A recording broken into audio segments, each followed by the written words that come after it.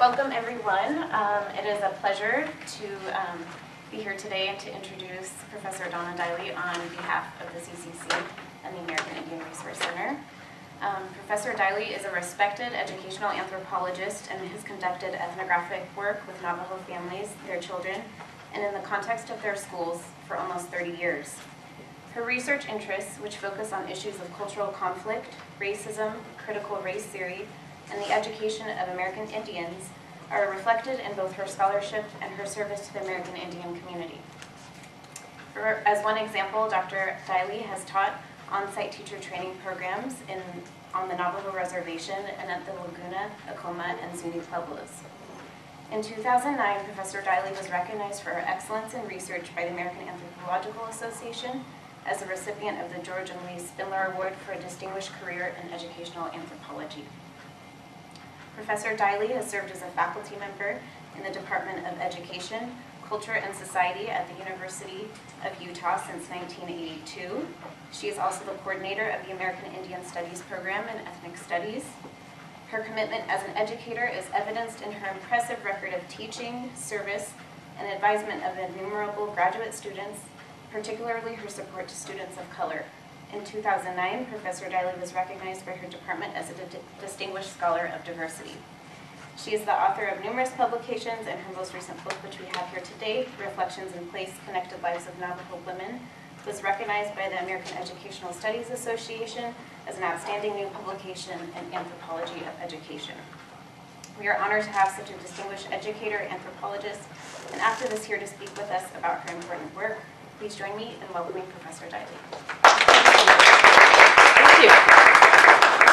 It is my honor to be here. This is the first time I've had the reception before I gave the talk. I kind of woke up this morning going, do I have something to do today? But I want to thank Ron and Siva and all the rest of you who chose to invite me here and have made my stay here so far absolutely wonderful. And I love this campus. Now, I'm going to first apologize a little bit. I'm going to read parts of the paper, and I promise you I will break off with some poems and a little lightheartedness through the 45 minutes that I'll be talking.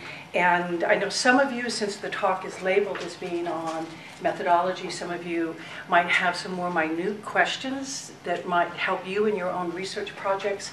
And so please feel free, once we open it up, to ask those if I haven't sufficiently covered things that you hoped you would hear when you came today.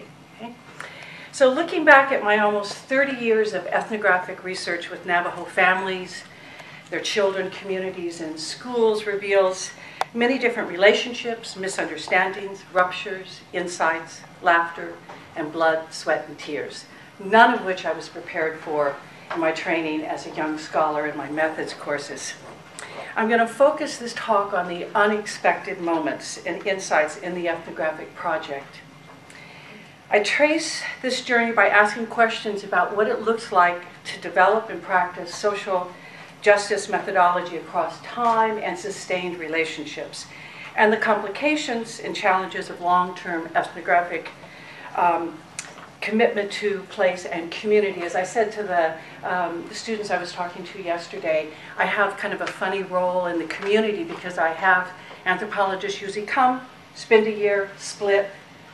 I came, never left. So in the school district, I'm seen as the anthropologist from hell because I'm involved in suing the school district along with in support with the Justice Department.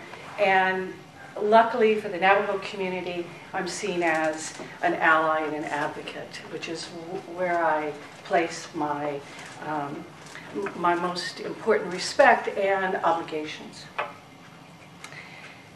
So I'm going to highlight the scholarship of Indigenous colleagues. I am so thrilled with some of the new research that's coming out that as a scholar myself, I'm finding myself learning day by day of the new scholarship. And I want to specifically highlight writings on decolonial methodology when I talk about damage-centered research, ethnography as a colonial project, and the misrepresentation of Native people. So I started my research 15 years before the Maori scholar Linda Smith, which I'm assuming many of you have read here, her powerful book, Decolonizing Methodology, Research and Indigenous People in 1999. So during the 15 years prior to that, I thought I was doing good social justice work.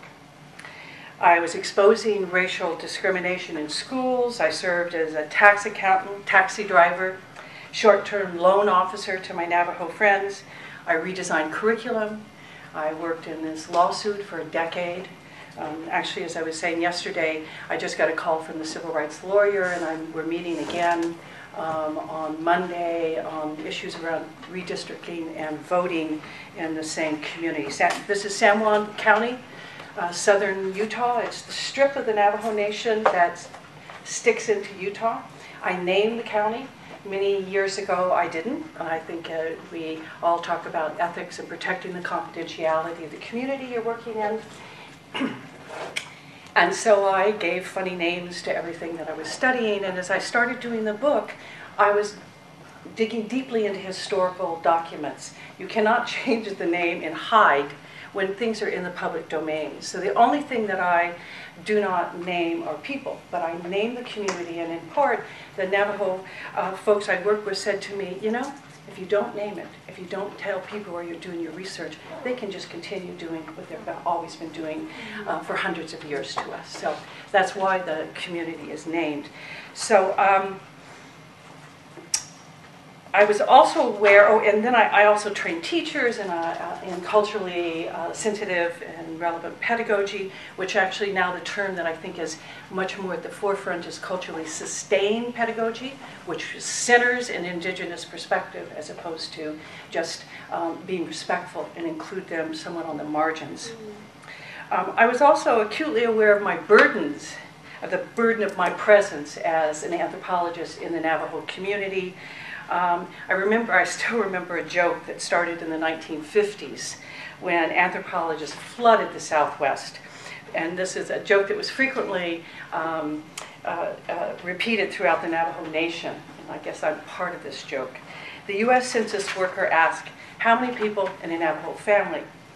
To which a Navajo man responded, "A mother, father, 3 children, and an anthropologist." I tried to foreground issues of reciprocity as part of the ethics code of the American Anthropological Association in my activism, but I now know this was not enough, for it was not the full dilemma. Smith's 1999 book forced me to re-examine the entire project of doing ethnographic research in Native communities. Her words burned in my mind. As she said, quote, "The word itself, research, is probably one of the dirtiest words in the indigenous world's vocabulary because it is, quote, intricately linked to European imperialism and colonialism. Was I doing social justice or the dirty work of my profession?" And I have to admit, this is still a dilemma that I struggle with every day.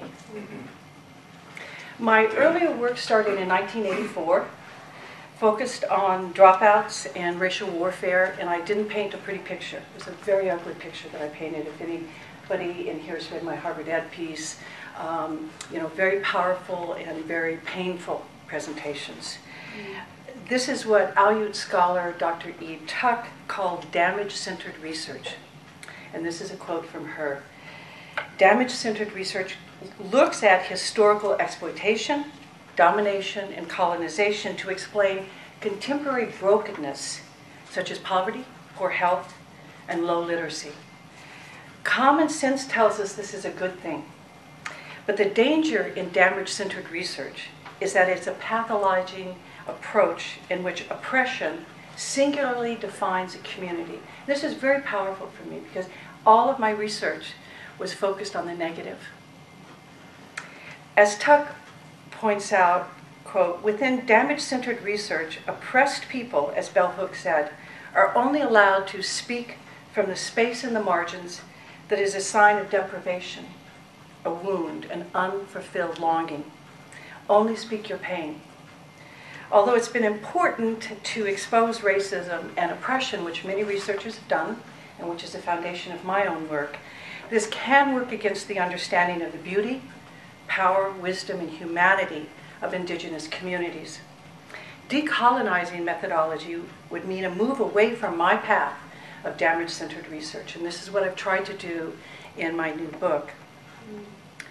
Eve Tuck urges us to rethink our research to capture a desired-centered research, which reflects wisdom, hope,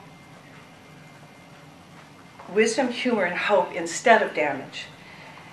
Desired-based frameworks are concerned with understanding the complexity, contradictions, and self-determination of lived lives. And, quote, desire is about longing, about a presence that is enriched by both the past and the future. It is integral to our humanness. A desired framework turns the lens towards wisdom and hope, as Tuck says, quote, so people are seen as more than broken and conquered. This is to say that even when communities are broken and conquered, there's so much more than that. So much more that this incomplete story is in itself an act of aggression. Now that was like the knife sticking in there. I went, whoa, what am I doing continuing this? This is an engaging, so I've attempted to do this in my book by showing the beauty, success, and resilience of these Navajo women, decentering the damage that was done to them in their communities by white settlers. In engaging in cultural descriptions of the Navajo people I write about as a non-Native researcher, I face the dilemma of creating yet another set of representations of Native people and yet another form of surveillance or violence. In other words, the very quest of anthropology, which is to describe the other, has continued potential for reinscribing the colonial discourse of damage, deprivation, and despair, which Tuck so clearly warns us against. In presenting our educational research that depicts the experiences of indigenous people, we must recognize how loaded the concept of research is to the many who have historically been subjected to the intrusive eyes of European science, research that collected their histories and knowledge and misrepresented them to the world. A decolonial methodology would center indigenous thoughts, practices, imagination, and desires. This also means centering the indigenous researcher. I'm reminded of the words of an indigenous poet as a guide for non-Native researchers, where she said, quote, if to help us is your wish, then stand behind us, not to the side and not in front. Tuck and Yang, there's a brand new online journal that this is the introductory article on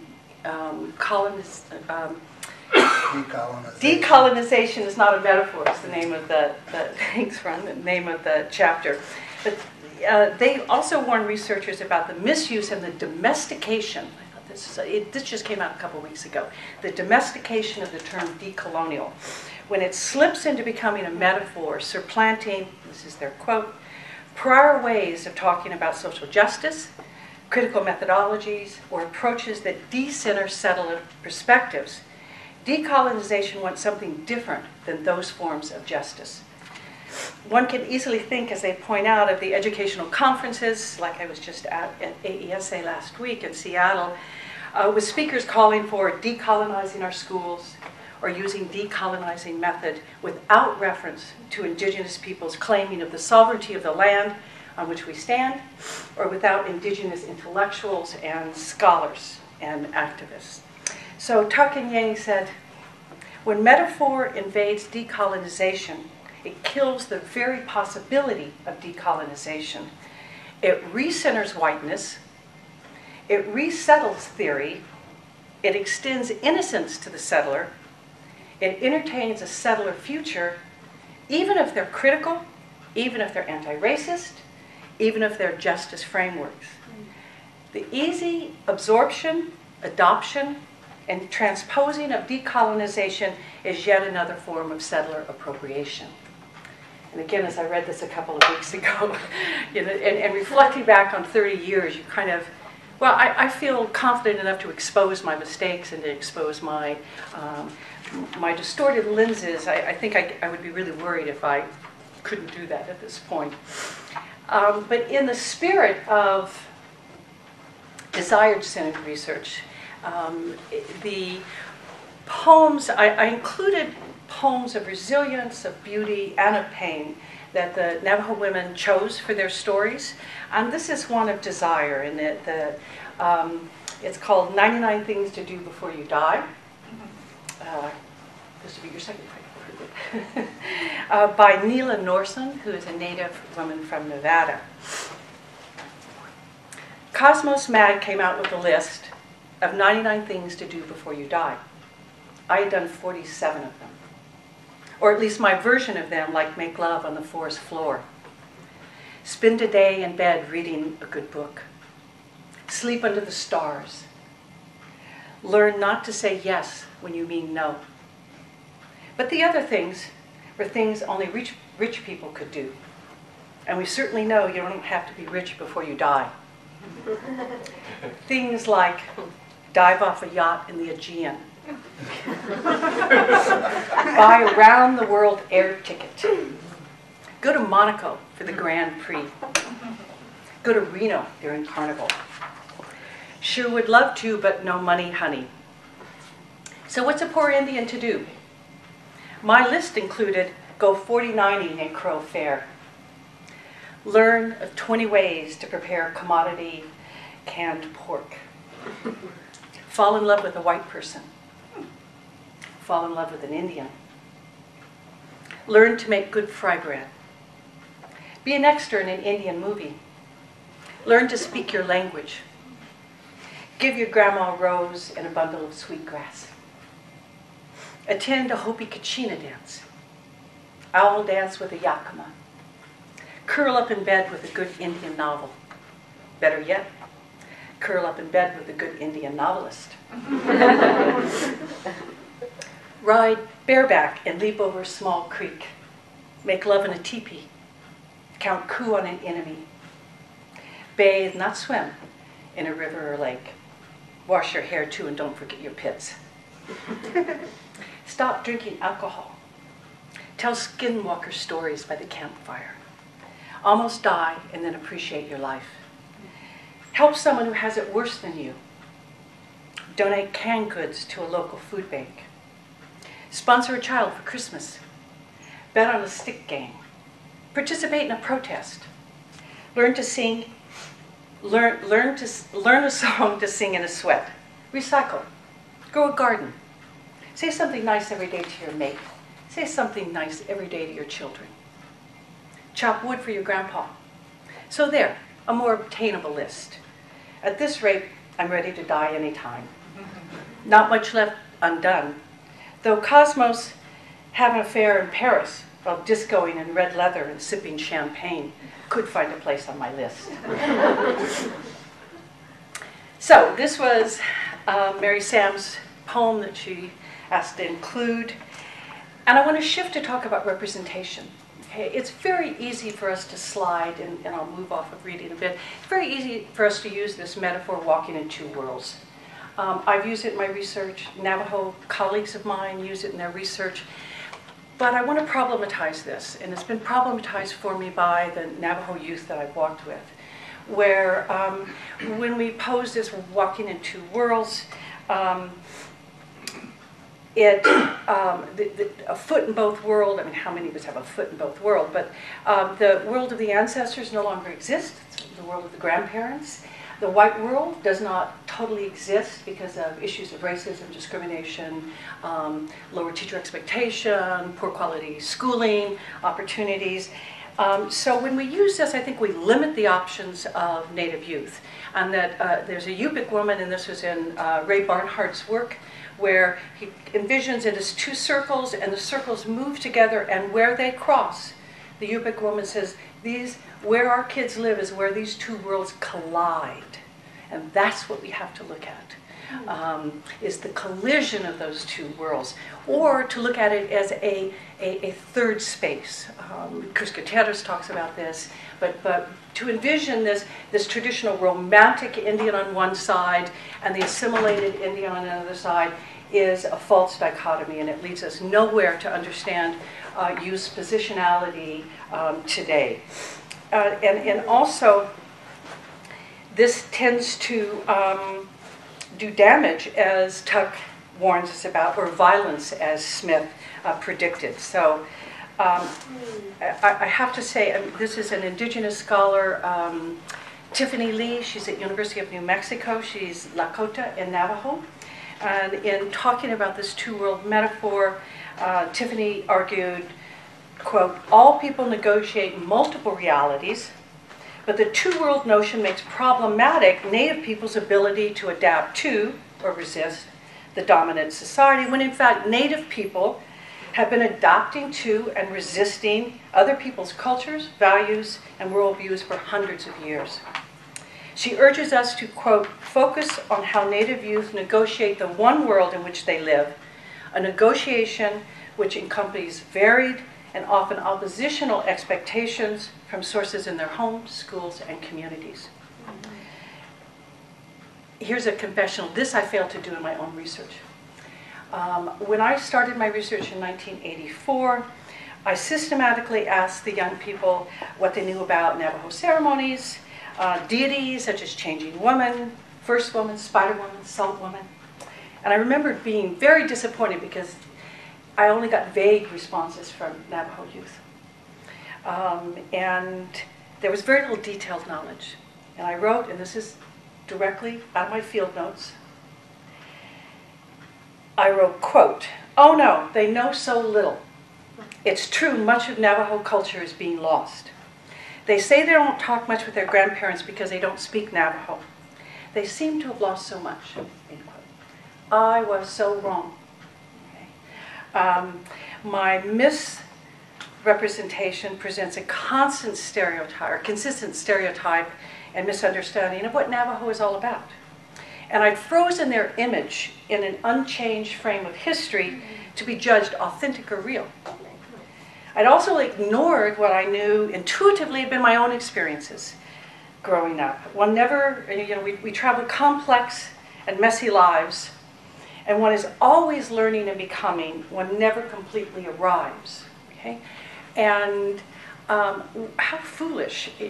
I mean, a 15-year-old white person might not, you ask them about if they're Baptist, to talk about everything connected to their religion, and they'll give you a vague, I mean, it's absurd for me to assume, and I think researchers do this, to assume that at that age somehow you have encapsulated all of the knowledge of your own, ethnic group, community, or culture. And also by constructing this image that was frozen in the past, it's a power shift. It's a way of keeping Native people off their feet and powerless when you are making these kinds of judgments. And I'm going to share, this is an article from 2005 from the Salt Lake Tribune. And this is from our not so esteemed Senator Bob Bennett, who was just recently ousted. He had like a 99% conservative rate in Congress, and he was ousted as being too liberal. So we got a good Tea Party person in, Mike Lee. So anyway, Bob Bennett. And he had visited the Arctic National Wildlife to examine the impact of oil drilling on this refuge. And this is what he said. And he was critiquing Native Alaskan folks who were opposed to oil drilling. Quote, but when you ask them how they live off the caribou, you find out they get on snowmobiles and go out and shoot them with rifles. Somehow, I don't think that's the culture of their great-grandparents they're talking of preserving. So to have an authentic Alaskan voice, you gotta leave the snowmobiles at home, leave your rifle, pull out your great-grandfather's harpoon. How ridiculous, okay? So again, that trope of the authentic or the inauthentic, I see frequently used, and it's used to disempower indigenous communities and people. I'll give you another example coming from the University of Utah. I'm sure something like this doesn't happen here at UC Santa Cruz. But this is an attempt by students at the university to capture authentic, real Indians. And so it happened to a professor in the anthropology department, a colleague of mine, a good friend. And another professor had sent several white students to visit her because she taught the courses on American Indians. Hi. Quote, "We're looking for examples of pure Indians," said one. Another interjected, "We want to visit real Indians. We're told that the Utes are an example of hunters and gatherers." My colleague sighed and explained, "Yes, the Utes are hunters and gatherers. The Utes hunt at Safeway and they gather at 7-Eleven." So this sense of frozen in real time, real Indians can't be shopping alongside everyone else in the local store. So inequality is the outcome of this refusal to accept Indian people as equal partners on the same landscape. And in a Navajo youth said to me, "How unfair. On one hand, they're criticized for not knowing their language and culture, specifically by non-native teachers in the schools. At the same time, this authentic Navajo cannot be connected to technology, wealth, or be professionally employed." What a bind. They want it all. They want a good job, exciting opportunities, strong families, and an identity that's still grounded within the landscape of the Navajo Nation. I'll make a little shift to talk about my own theoretical moves over the course of my research. Unlike my previous research and writing on dropouts, parent prevention, and test taking, which were guided by the aims of trying to understand the regularities of social and cultural patterns which explain Navajo student school success, in my book I've tried to distance myself from broad essentializations concerning the values or opportunities of Navajo people, and instead focus, I sought to offer stories that did justice to my friends' commitments, insights, and senses of humor. So I really, as a student, I was hunting for those patterns. What 5 things can I then say on my hand on why they drop out? But I realized, and this is one of the things I'm so happy that I didn't finish this book a long time ago. I mean, there were a lot of people saying, "Donna, you've been writing it for 15 years. But if I had written it, especially in a traditional ethnographic, like, the little one chapter on schooling, one chapter on the family, one chapter on Navajo cultural values, I would have missed what I've learned of the vitality and resistance of these young women. I would have collapsed them into victims. And so in shifting to this post-structural, and I never thought I would say that, post-structural perspectives, I'm describing the situations that women live through without attempting to reduce their complex characters to a set of sociocultural or structural determinants. And my hope is to at least momentarily disrupt the visions and assumptions mobilized by the discourse of damage. My attempts at representing my friends with due respect led me to push beyond the earlier framework, although I'm sure that my work is still influenced and reflects the input of modernist theories. I can't shed that. And I think that's particularly evident around the issues of identity. But we know identity is not fixed in time or space. Identity is flowing, it's changing, it's developing. It doesn't represent static or rigidly lived identities. And so these narratives that I tried to write about the women illustrate both agency and the complexities of being and claiming place on the contemporary landscape. And I call them as contemporary post-Indian warriors. And I'm using the term warriors because Native scholars, Mohawk scholar Alford talks about the youth of today are warriors, and they're going to be the leaders of tomorrow. And we have to listen and support them. And I think that I've tried, these women have tried to teach me the nuances of their lives, and that it can't be neatly categorized. I've also sought to distance myself in this book from the structural languages of race, war, and cultural integrity. For even though these women did experience and encounter a sharply racially polarized community or landscape, racial polarization did not enter their stories in any uniformed way, as structural metaphors seem to imply. So structural models which overstate the power of economic or racialized institutions on individual lives have the unfortunate result of reducing people to victimhood, and this undercuts their power and humanity. Their desires are left invisible.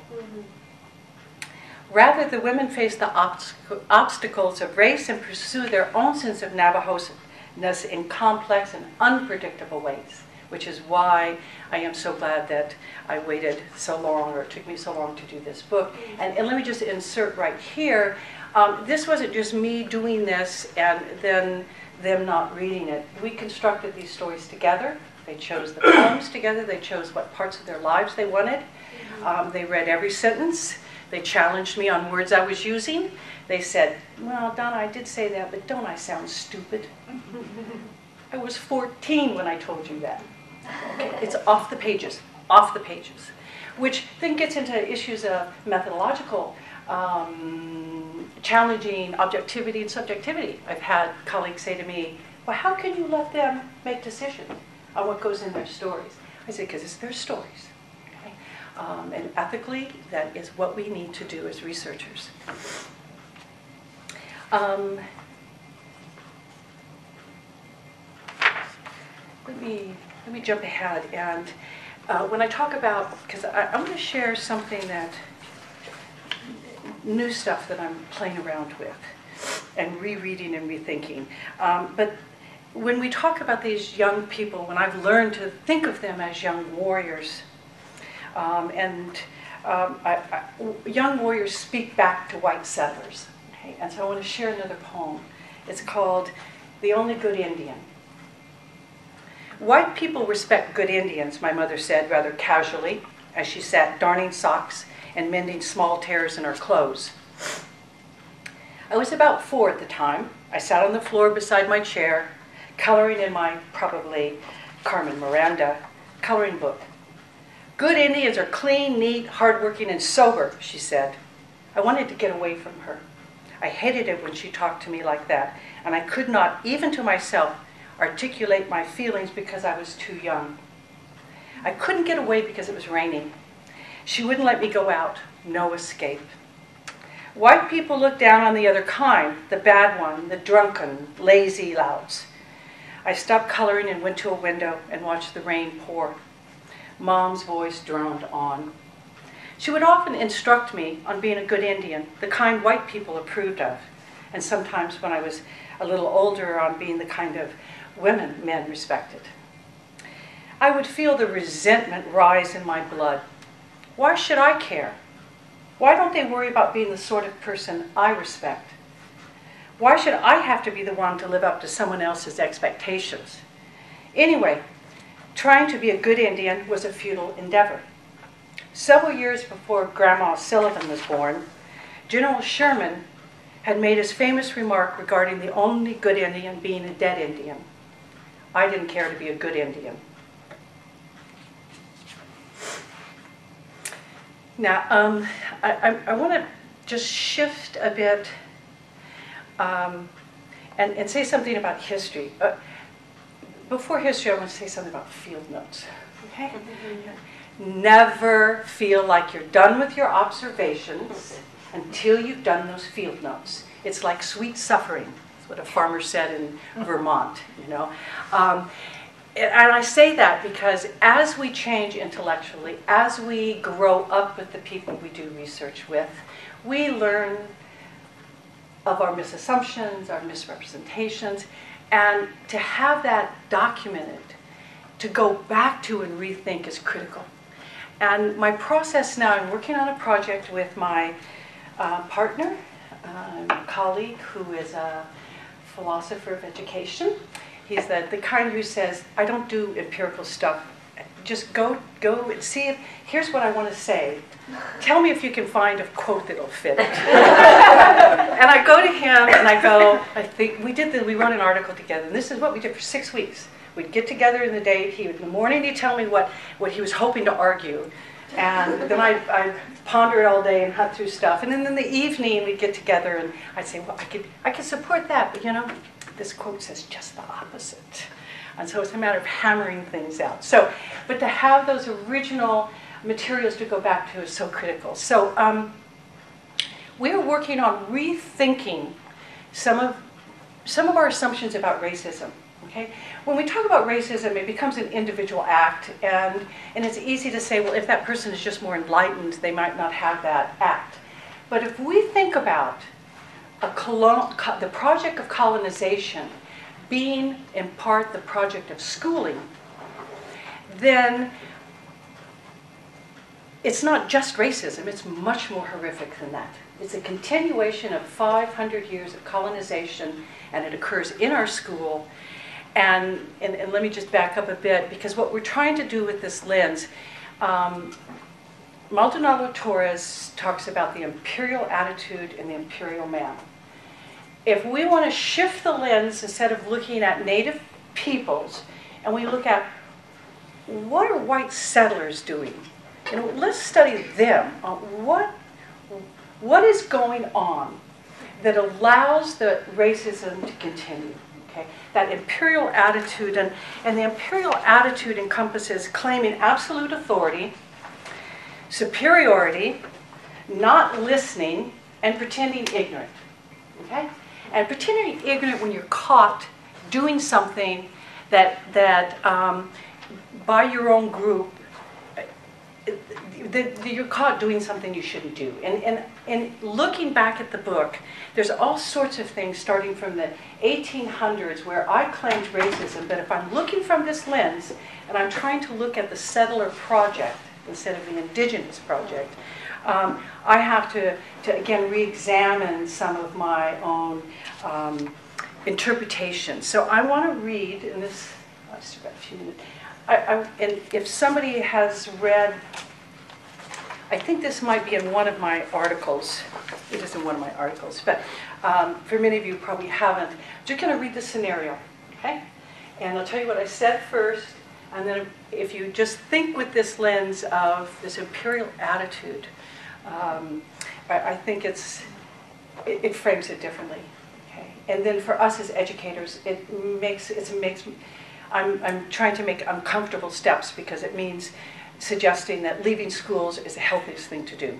That in fact the role of schools is to continue the colonizing settler project.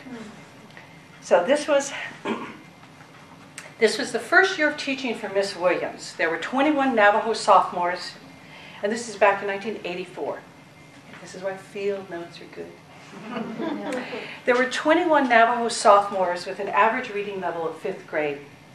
I like to teach Indian students. They're more palatable. I can have more of an impact than on Anglo students because I can be more of a model, she said, handing a stack of reading books to a student aide. She smiled at the students as they moved in their seats. The students were relaxed, and so was she. Students were dressed in jeans and slacks, spiked wristbands, silver bracelets, baseball hats and headbands, sweaters and skirts, cowboy boots and Nikes. There was a soft hum in the class as students caught up on gossip and shared news with their friends and family. Every class began with 10 minutes of phonics. The head of ESL believes this, so I have to do it, but I think it's boring, baby stuff. She started with the topic, something bright. Remember, this is high school. As she read the roll, students got points for responding with something bright. A few students yelled out, snow, sun, diamond. Most refused to answer. Mrs. Williams appeared frustrated, glanced at me, and told the class a story about a Cambodian girl. She came to this country with her family and couldn't speak a word of English. She studied and worked hard and became the state's spelling bee champion. This is my lecture for today. Students that use Indian language as a reason they can't read are copying out. Several students groaned. A few laughed. She continued, you guys all speak 2 languages. Research shows that bilinguals are twice as smart. Language is not your problem. It's your attitude. You've given up because whites intimidate you. She shifted the book in front of her. Look at this story. I don't have a second language. You guys should be smarter than me, but you waste time in class. It has to do with your attitude, not language problems. You need to work harder. Several of the boys grinned at each other, sharing pictures of the hot race cars and heavy metal bands pasted to their school folders. Facing the class, she exclaimed, Don't you want to be a top student? No, the class responded loudly. We don't care. She shot back. Why do you go to school? Class replied. Fool around, goof off, girl watch, boy watch. Breakdancing, undulating hand movements, and pencils pounding drum beats on the notebooks rippled through the classroom. She frowned, turned back to the desk, and said to the student in the front row, "You wasted a lot of time last week." Slumped in his desk, he muttered, "I don't care." In a loud voice, Mrs. Williams spoke to the class. "Okay, we're going to go do team work exercise." Students groaned. She divided the class into 3 groups and directed one member from each group to go to the board. "I will say a word and you're supposed to write the proper vowel on the blackboard." Chalk stood poised at the board as students looked at each other for the first move. "Train," said the teacher. A student wrote T, and the other 2 quickly wrote T. Team members screamed, "Don't copy, don't cheat." Looking back at their teammates, students erased and wrote random letters until Mrs. Wilson identified the correct vowel. They then dashed back to their seats as others ran to the board. Jan was reluctant to take, Jan was the closest friend, she was the one I was shadowing, was reluctant to take her turn and was pulled from her seat by one of her friends. "I can't spell," she protested laughingly. One of her teammates joined her at the board, wrote heavy metal, and started to draw a spiked bracelet. The student atmosphere of the class was one of warm solidarity in opposition to the well-meaning teacher. They acted as if she was invisible. The bell rang and Miss Williams threw up her arms and reminded students, "Make sure you work on your spelling list for the test tomorrow." Few of the students were listening as they gathered up their books and backpacks and left the room. She was embarrassed by my witnessing of this class and explained that these students were difficult. She named this resistance as another failure of Indian students. And with a mix of sympathy and an imperial attitude, she shifted her gaze to look at the Indian youth families as the root of academic problems. "I know why. They make it all the way to high school without being able to read.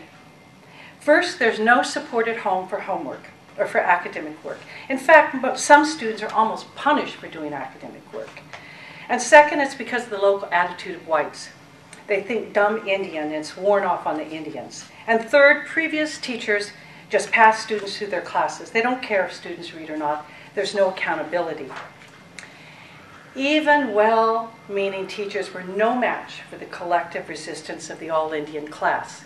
So in this space, Native students were the dominant force as they turned a Native gaze towards controlling their teacher. Now, when I first reflected on this scenario, I thought Miss Williams was acting a form of well-intentioned racism, and that's what I labeled it, well-intentioned racism.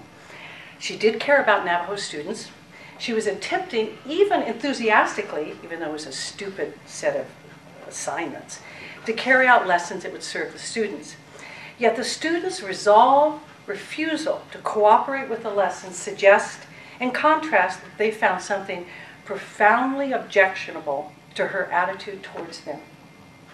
In thinking of her as well-intentioned racist, I was implying that if she were to learn more about Navajo students, develop more promising pedagogies, she would be able to transform her educational practices in ways that students would appreciate. Mm-hmm.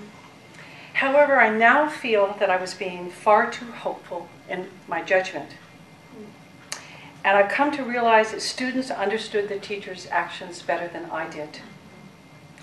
The points were brought home to me 3 years after that particular class when talking to Miss Williams, who is still teaching there. And she stated to me in a very exhaustive manner, "You're not going to like what I have to say about Indians now. I'm a racist. I'm not kidding. Working with these Indian kids makes you a racist. They just sit there and do nothing." If you're taking the lens of an imperial attitude, and I'm trying to reframe it, I'm looking at all of those discourses embodying exactly that imperial attitude, dismissing, not listening. And it is something, again, I'm repeating myself, but this idea of following the legacy of colonization. And so what Frank and I have been doing is going back historically to see how that attitude has been passed on. And I found some Mormon journals from 1881 that are gems, gems of this passing on of the imperial attitude. And one in particular was it's a journal by a gentleman by the name, a missionary named Christensen, 1881, and he talked about a vision. He had a vision that in Navajo, he was describing this scenario. The Navajo woke up and went up to the hill to see the sun rise, and two men came down. One had a red beard and white face, and they both, I'm paraphrasing because I don't have it right now, but they came down and they said something like, you can't steal horses anymore, and you can't raid your Mormon brethren's property, and you must understand of the American superiority. Okay. Quote, American superiority. Mm-hmm. So that naming it back then, we found that. Then we're looking back, I talk about the Indian Removal Act occurred in the 1830s. If you look at the turn of the late 1800s, I think it was 1830, oh my gosh, I'm blanking. When we think of removal for Indians from the East Coast to the other side of the Mississippi River and the development of the Indian Territory, all of that occurred in the mid-1800s, and so people have a discourse that doesn't occur anymore. In this community in 1952, 100 Navajo families were rounded up. Their livestock was taken, their houses burned down, they were forced across the San Juan River by BLM, Bureau of Land Management folks and cowboys, local cowboys, who wanted the grazing land for themselves. And we found court records, nothing of this in the history book. This is in the community. I mean, they were beaten. One of my colleagues, Beth King, an anthropologist, interviewed the people who were still alive after this. None of this appears on in the history books, and the only document we found was a civil rights lawyer in Salt Lake City they tried to get restitution for the livestock, and the judge was, and this is connected to the imperial attitude, the BLM people said, we don't know who those livestock belong to. We don't know, we just found them. And the judge was so furious, he said, I don't want to hear anymore. I don't want to hear anymore. You know who those cattle belong to. So the idea of playing innocent, oh, really? Those belong to the local people? Part of this assumption of the right to be on the landscape, and again, I think this colonizing project extends into the school, so we're doing the historical stuff and looking at it. Mm-hmm. And then pulling it into issues of self-determination, charter schools, community schools. If this really is the purpose of schooling, and I'm just restricting myself to San Juan County, okay, and the lawsuit that I've been involved for many decades is also very supportive of this continuation of stealing of land and extermination. And those are two really tough things to lay at the feet of school systems. But that's the direction I'm headed. None of this has been published yet. We'll see if I'll be able to get it published. But again, the rethinking, let me say two things. I've already said something about the importance of your field notes, and also the importance of history. Okay? History in person, person in history. We never leave our history behind. And if we want to understand what's happening in schools, we have to go historically back to lay the groundwork and the foundations. And